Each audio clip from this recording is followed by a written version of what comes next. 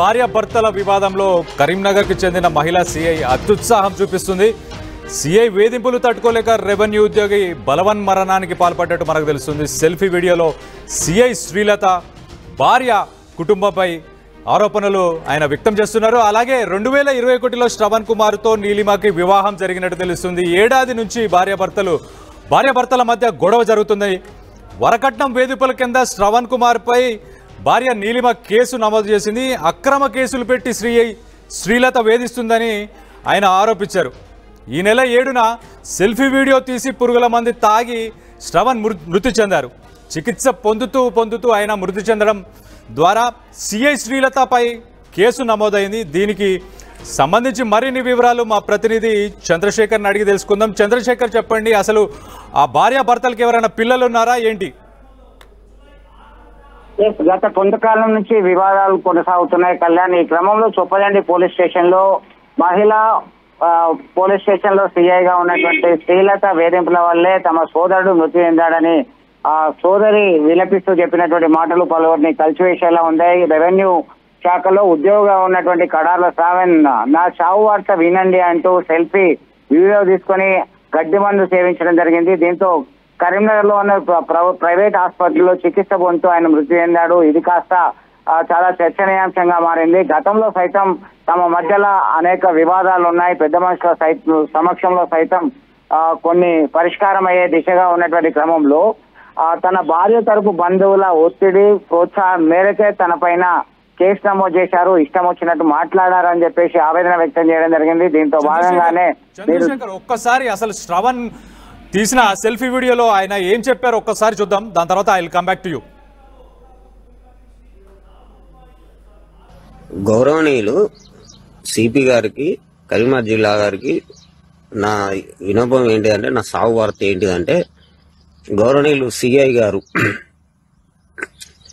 మహిళా police station Karimnagar గారు నా మీద దొంగ కేసులు పెడుతుర్రు. ఆమెనే పంచాయతీ చేసింది. మేము 17 తారీఖు పంచాయతీ అయింది. నాతో బలవంతంగా మ్యూచువల్ డైవర్షన్ సంతకం పెట్టించింది. నేను ఇప్పటికి కూడా నాకు డైవర్స్ అవసరం లేదని నేను ఉన్నా.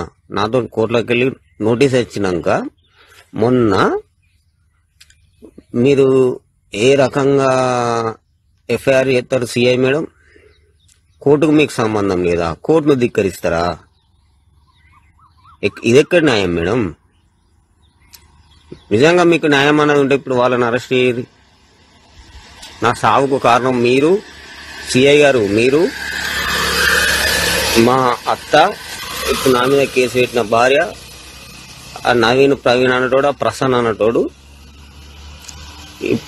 ఇప్పుడు న్యాయంగా మీరుంటే ఇప్పుడు న్యాయంగా అరెస్ట్ చేయరు. వాళ్ళను ఇప్పుడే అరెస్ట్ చేయరు. నా శివం గాడికి మాత్రం మీరే నా బిడ్డను తీసుకొని రావాలి. నేను మాత్రం ఖచ్చితంగా చనిపోతున్నా. ఇది మీరు చేయబట్టి, ఈ దొంగ కేసులు చేయబట్టి. మీకు న్యాయం అన్నది ఉంటే, మీరు నిజంగా న్యాయంగా ఉంటే వాళ్ళని అరెస్ట్ చేయరు. మీరు న్యాయంగా చెప్తారు కదా, అరెస్ట్ చేయరు. వాడు వీడు అంటుర్రు, మీరు వాడు వీడని మాట్లాడుతున్నారు సిఐ గారు. మీరు మాట్లాడిన కాల్ రికార్డు నా దగ్గర లేదనుకుంటుందా? ఎవరితో మాట్లాడారు నా గురించి? నేను పోయింది వాళ్ళ ఇంటికి పోయినా, వాళ్ళ ఇంటికి అంటారు. నేను పోయింది ఆ నవీన్ అనటోని ఇంటికాడికి పోయి నా డ్రెస్ ఇవ్వమని చెప్పి అడిగిన. వాళ్ళ దగ్గర ఇదే ఇప్పుడు నేను వేసుకున్న డ్రెస్సే. వాళ్ళ దగ్గర ఆ వీడియో రికార్డు ఉంది కదా, తీరు బయటికి మొత్తం. నన్ను బలవంతంగా పెళ్లి తీసుకుపోయి కావాలని ఒక చూడకూడని ఇన్సిడెంట్ మా అత్త చూసినాక బలవంతంగా పెళ్లికి తీసుకుపోయి నన్ను కావాలని అక్కడ రెచ్చగొట్టి గొడవలు చేయించి నా మీద కేసులు పెట్టారు పంచాయతీలు అని చెప్పి. మీకు న్యాయం ఉంటే ఆ నవీన్ ప్రవీణ్ అనటోని, ఆ ప్రసన్న అనటోని, ఆ మధు అనటోని వాళ్ళని అరెస్ట్ చేయరు. మీకు నిజంగా న్యాయం అన్నది ఉంటే బాయ్ ఉంటున్నా. నా సాగు కారణం కూడా మీరు కూడా కారణం అవుతారు వాళ్ళతో సహా. మా తమ్ముడు చొప్పదండి నివాసి ఆయన కరీంనగర్ రెవెన్యూ డిపార్ట్మెంట్ లో రికార్డ్ అసిస్టెంట్ గా చేస్తాడు. శ్రవణ్ సీటుకు చెందిన బత్తుల నీలిమ అనే అమ్మాయిని 2021 జూన్ 2 తారీఖు రోజు పెళ్లి చేసుకున్నాడు. ఆనాటి నుంచి ఈనాటికి ఆమె సంసారానికి రాలే. ఎప్పుడైనా ఇక్కడనే మా తమ్ముడు ఉండు. ఏప్రిల్ 30 తారీఖు పెళ్ళని తీసుకుపోయి వాళ్ళ ఇంట్లో ఏదో వాళ్ళ మేనమామలతో కొట్టిస్తే మా తమ్ముడు భయపడి 12కి ఫోన్ చేస్తే నా దగ్గర పైసలన్నీ గుంజుకున్నారు. లొల్లైతే అంటే 300 రూపాయలు పంపిస్తే గంభీరపురం నుంచి కొరుట్లకు నడిచిపోయిండు నా తమ్ముడు. నడిచొచ్చి కొరుట్ల నుంచి మబ్బులు వస్తే మమ్మల్ని తెల్లారిగాక ఇంకో తెల్లారి బత్తుల మధుకుమారు, ఈ నవీను, ప్రవీణు, ఎడ్ల ప్రసన్న కుమారు, ఆ మేకల బాబు, మేకల సురేష్, ఇంకా కొంతమంది ఉన్నారు, వాళ్ళ పేర్లు మాకు తెలియదు. వాళ్ళు మమ్మల్ని మాకేమో కుటుంబం పంచదని చెప్పి వాళ్ళు 10 మంది మొగోళ్ళని పిలుచుకున్నారు. మేము కుటుంబంలో మా అక్క, నేను, మా నాన్న, మా అమ్మ, మా అన్నయ్య, మా తమ్ముడు వెళ్ళిన తర్వాత ఈ నవీన్ కుమారు, ప్రవీణ్ కుమారు, ఎడ్ల ప్రసన్న మా మీద వల్లుగరుగా మాట్లాడి మమ్మల్ని కొట్టే ప్రయత్నం చేస్తే మేము వాళ్ళ నుంచి విడిపించుకోవడానికి మేము బూతులు తిట్టుకుంటూ బయటికి వెళ్ళినాం. మమ్మల్ని విలిపిస్తే మేము పోయి మాట్లాడుతూ ఉంటే మా తమ్ముడిని ఏం జరిగిందో వినాలి కదా. లేడీ తరపు నుండు, నువ్వు నీ పద్ధతి, నువ్వు నీ జాబు నువ్వు చేసుకో, కానీ ఎదుటి వ్యక్తి చెప్పేది వినే ఛాన్స్ ఇవ్వాలి. ఏం జరిగిందిరా అంటే, ఇట్లా జరిగింది మేడం, నేను కొట్టలేదు అంటే, అరే అమ్మమ్మ ఇంటికాడ కొడతావురా నువ్వు, నీ అవతారాలు చూస్తే ఎట్లుందిరా, నువ్వేం గవర్నమెంట్ నౌకరివిరా, నువ్వు తాగుబోతానివి, నువ్వు సైకో గాని. శ్రీలత మేడం దేవత, ఆమె దేవత, బంగారు తల్లి, మా ఇల్లు ముంచింది.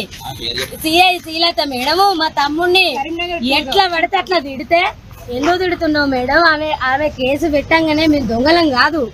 మరి ఆమె ఏ రోజు మా ఇంటికాడ వచ్చి సంసారం చేయలేదు, నా తల్లిదండ్రులను చూస్తలేదని నా తమ్ముడు అన్నందుకు. తల్లిదండ్రులకు నౌకరీ వేసేది నీ అయ్యవ తిట్టి మా తమ్ముని గల్ల పట్టింది.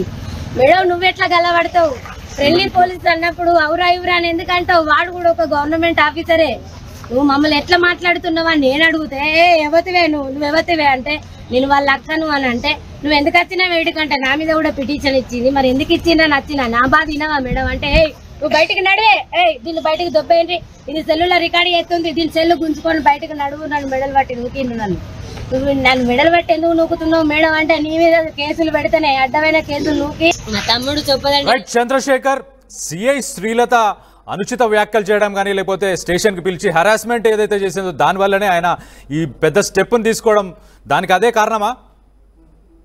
ఒక్కటే కారణం కాదు, చాలా కారణాలు ఉన్నాయి. భార్యాభర్తల గొడవలతోనే తీవ్ర మనస్తాపానికి గురయ్యారు. డైవర్స్ కంపల్సరీ కావాల్సిందే, నాకు విడాకులు ఇవ్వాల్సిందే అని చెప్పేసి భార్య తరపున బంధువులందరూ ఒత్తిడి తెస్తున్నారు.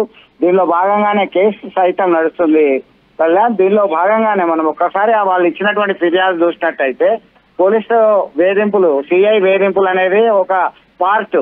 దాంతో పాటు తన భార్య నీలిమ, బంధువులు బత్తుల వినోద, నవీన్, ప్రవీణ్, మధు, వీళ్ళంతా తమ పైన ఒత్తిడి తీసుకొస్తున్నారు. గతంలో సైతం విడాకులు ఇవ్వాల్సిందే అని బెదిరింపులకు గురి చేశారు. నాకు సుతారం ఇష్టం లేదు విడాకులు ఇవ్వడం, అయితే ఒత్తిడి తీసుకొస్తున్నారు. పైగా పోలీస్ స్టేషన్ కి పిలిపించారు. నన్ను ఒక దోషిగా గుర్తింపు తీసుకొచ్చేటువంటి ప్రయత్నం చేస్తున్నారు. ఇలా అన్ని రకాల వేధింపులు తన మీద ఉన్నాయి కాబట్టి తీవ్ర మనస్తాపానికి గురయ్యాను అనే సెల్ఫీ వీడియో సూసైడ్ కి సంబంధించినటువంటి వీడియో రికార్డింగ్ లో మనకు స్పష్టమవుతుంది. వాళ్ళు ఇచ్చినటువంటి కంప్లైంట్ లో స్పష్టమవుతుంది. ఈ క్రమంలోనే వాళ్ళు ఇచ్చినటువంటి ఫిర్యాదుకి చంద్రశేఖర్ అయితే నీలిమ డివోర్స్ కావాలని, నీలిమ బంధువులు డివోర్స్ కావాలని వాళ్ళందరూ అడుగుతున్నారు కదా, అయితే ఇవ్వడానికి ఎందుకు సంకోచించాడు? అంటే బిడ్డ కోసం ఆలోచించి, పాప కోసం ఆలోచించి ఆయన ఇవ్వనని చెప్పాడా, లేకపోతే దానికి ఏదైనా కారణం ఉందా? నేను ఏ తప్పు చేయలేదు. నా వద్ద నుంచి ఎందుకు విడాకులు మీరు కోరుకుంటున్నారు? ప్రతి దానికి, ప్రతి సమస్యకి ఒక పరిష్కారం ఉంది, ఒక పాప ఉంది, అలాగే కలిసి ఉందామనేటువంటి కోణంలో వాళ్ళు చూస్తున్నటువంటి పరిస్థితి. ఇతర అంశాలు సైతం పరిగణలోకి తీసుకున్న తర్వాతనే నేను ఇప్పుడు డివోర్స్ ఇవ్వడానికి ఒప్పుకోను, సిద్ధంగా లేను అని చెప్పి తన అభిప్రాయం స్పష్టంగా చెప్పినప్పటికీ తనని పదే వేధిస్తున్నారని చెప్పేసి ఆవేదన వ్యక్తం చేశారు. ఇందులో భాగంగానే ఆయన తీవ్ర మనస్తాపానికి గురై సూసైడ్ చేసుకున్నాడు కళ్యాణ్.